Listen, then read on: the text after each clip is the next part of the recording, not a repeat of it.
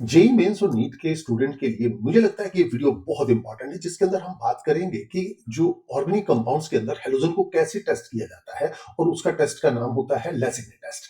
सबसे पहले आपको एक लेसिग्ने एक्सट्रैक्ट बनाना होता है, जैसे कि मैंने लिखा है कि ऑर्गेनिक कंपाउंड को सोडियम के साथ हीट करके और फिर उस लेसिग्ने एक्सट्रैक्ट जो बनता है उसमें जो जो क्लोरीन होता है वो NaCl की फॉर्म में आ जाता है, ब्रोमीन, NaBr। हम इनको AgNO3 के साथ रिएक्शन करते हैं, जिससे कि हमारा white precipitate AgCl, pale yellow AgBr और AgI का येलो प्रेसिपिटेट बनता है। बिल्कुल सही बात है। लेकिन अब इनको फर्दर डिफरेंशिएट करते हैं, तो जैसे हमारे पास जैसे AgCl अमोनिया में बहुत अच्छे से सॉल्वेबल हो जाता है। बहुत अच्छा का मतलब है कि बाकी हैलाइड के कंपैरिजन में ज्यादा सॉल्वेबल होता है। दूसरा, AgBr की सॉल्वेबिलिटी AgCl के कंपैरिजन में काफी कम होती है, ठीक है। और AgI जो होता है वो भी येलो होता है, लेकिन वो इनसॉल्वेबल होता है। इस तरीके से थोड़ा हम डिफरेंशिएशन कर लेते हैं कि ये कौन।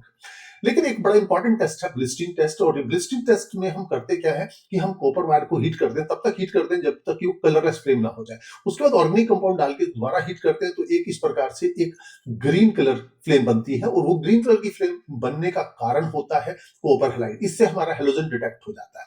लेकिन इस टेस्ट की प्रॉब्लम यह है कि इस टेस्ट को थायोयूरिया और थायोईथर दोनों परफॉर्म करते हैं। एक और थर्ड टेस्ट लगाया जाता है, ऑर्गेनिक लेयर टेस्ट। इसके अंदर सिर्फ ब्रोमीन और आयोडीन को टेस्ट किया जाता है।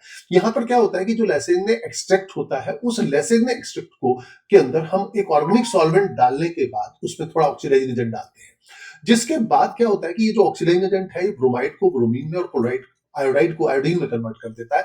और फिर ये गैस जो ये जो कंपाउंड्स, ये जो एलिमेंट्स हैं, ये हमारे इस ऑर्गेनिक लेयर के अंदर डिसॉल्व हो जाते हैं और उसे कलर बना देते हैं। जैसे यदि हम ब्रोमाइड के लिए करें तो ये ऑर्गेनिक लेयर येलो हो जाएगी, और यदि हम आयोडीन की करें तो ये वायलेट हो जाती है। ये कलर मैंने इनके दिखाए हैं, ठीक है। इस तरीके से आयोडीन और इस तरीके से ब्रोमीन का, और कलर और क्लोरीन तो कलरलेस रहता है। यदि इंफॉर्मेशन अच्छी लगी है तो प्लीज लाइक और सब्सक्राइब जरूर करिए। Thank you.